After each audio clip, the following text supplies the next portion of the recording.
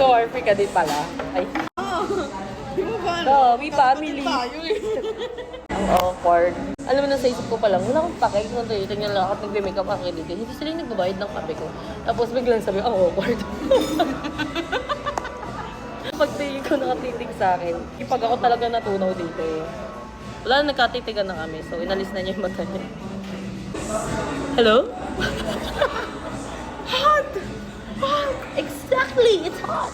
I ordered hot so I can wake up. Bakit hindi sabay yung sa atin?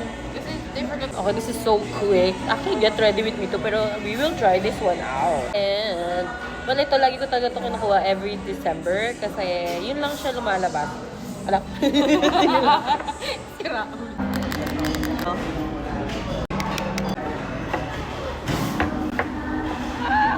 Bakit ating kapatid to? Ay, Sige na, I want feta roll to eh.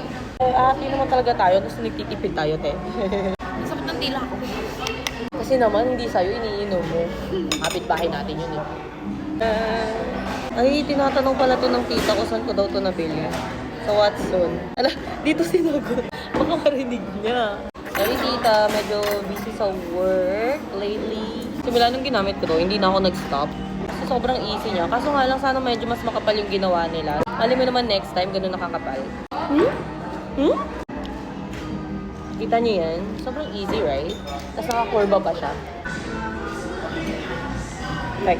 Lagyan na natin ng kulay itong rosy cheeks na. Rosy cheeks na? Hindi. Pale ka, te. Pale. Kaya nga lalagyan ng kulay kasi pale ka. Piningera ka din eh. Ito yung final look with my mascara. Di ko alam bakit biglang nawala. Siguro dahil sa energy ng kapatid ko. Nag-side eye kasi ito. Ay. Okay, bye-bye. Kakain na ako.